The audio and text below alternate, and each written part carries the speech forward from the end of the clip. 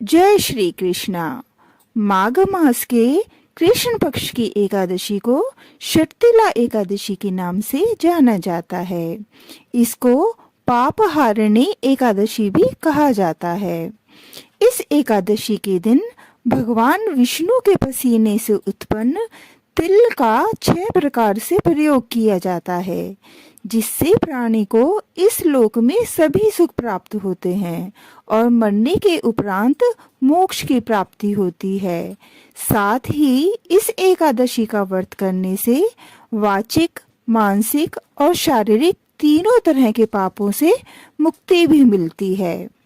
जितना पुण्य कन्यादान, हजारों वर्षों की तपस्या और स्वर्ण दान से मिलता है, उससे अधिक फल षटतिला एकादशी करने से मिलता है। इस व्रत को करने से घर में सुख शांति का वास होता है और नकारात्मक शक्तियां समाप्त होती हैं। इसकी महात्म इस प्रकार से है।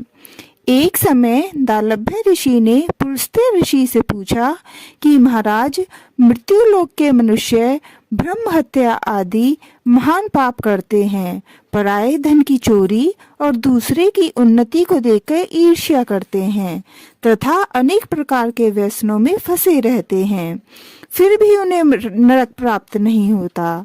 इसका क्या कारण है? न जाने वे कौन सा दान पुण्य करते हैं जिससे उनके समस्त पाप नष्ट हो जाते हैं। यह कृपा करके मुझसे कहिए। पुलस्त्य मुनि कहने लगे कि हे महाभाग, आपने अत्यंत सुंदर प्रश्न पूछा है। इससे संसार के जीवों का कल्याण होगा।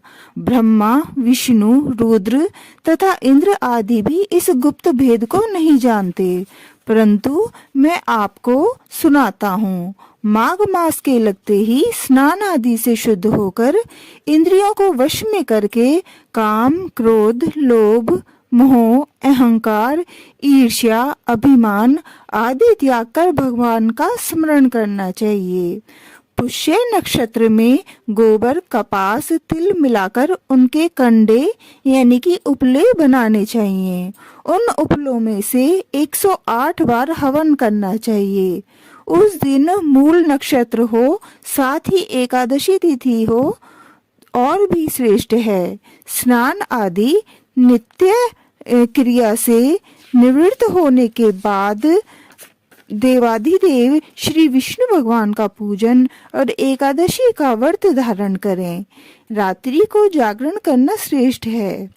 उसके दूसरे दिन धूप, दीप, नैवेद्य आदि से भगवान का पूजन करके खिचड़ी का भोग लगावें।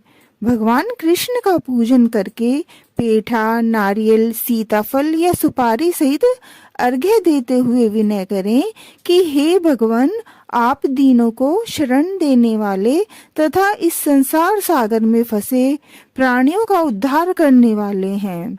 हे पुंडरीकाक्ष, हे जगत गुरु, आप लक्ष्मी सहित इस तुच्छ अर्घ्य को स्वीकार करें।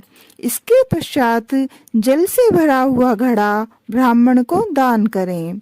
उस समय ब्राह्मण को शाम, गौ और तिल पात्र देना भी उत्तम है। तिल स्नान और भोजन दोनों ही श्रेष्ठ हैं।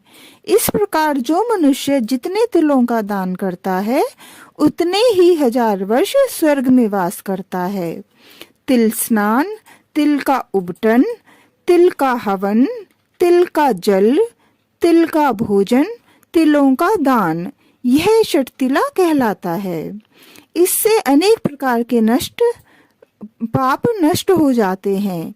इतनी कथा कहकर पुलस्त्य ऋषि कहने लगे कि हे, एक समय नारद जी ने भी भगवान श्री विष्णु से यही प्रश्न पूछा था और भगवान ने षटतिला एकादशी का जो महात्म नारद जी से कहा था, वह मैं तुमसे कहता हूँ। भगवान कहने लगे कि हे नारद, मैं आंखों देखी एक सत्य घटना कहता हूँ, ध्यान पूर्वक सुनो। प्राचीन काल में मृत्युलोक में एक ब्राह्मण रहता था और एक ब्राह्मणी रहती थी। वह सदैव व्रत किया करते थे। एक समय वह 1 मास तक व्रत करती रही। इससे उसका शरीर अत्यंत दुर्बल हो गया। यद्यपि वह अत्यंत बुद्धिमान थी, फिर भी उसने कभी देवताओं या ब्राह्मणों के निमित्त धन और अन्न का दान नहीं किया। इससे मैंने सोचा कि ब्राह्मणी ने व्रत आदि से अपना शरीर शुद्ध कर लिया है और इसको विष्णु लोक तो मिल ही जाएगा, परंतु इसने कभी भी अन्नदान नहीं किया। इससे इसकी तृप्ति होना कठिन है। ऐसा सोचकर एक भिखारी बनकर मैं मृत्यु लोक में उस ब्राह्मणी के पास गया और उससे भिक्षा मांगी। वह बोली, महाराज, आप यहाँ किस लिए आए हैं?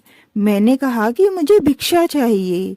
इस पर उसने एक मिट्टी का ढेला मेरे भिक्षा पात्र में डाल दिया। मैं उसे लेकर स्वर्ग लौट आया। कुछ समय बीतने पर ब्राह्मणी शरीर त्याग कर स्वर्ग आ गई।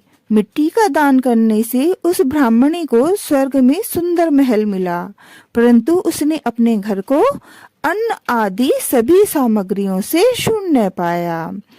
तब वह मेरे पास आकर बोली, भगवान, मैंने आपको व्रत आदि द्वारा आपकी पूजा की, परंतु फिर भी मेरा घर अन्न आदि से शून्य क्यों है? मैंने कहा कि पहले तुम अपने घर जाओ, देव स्त्रियां तुम्हें देखने के लिए आएंगी।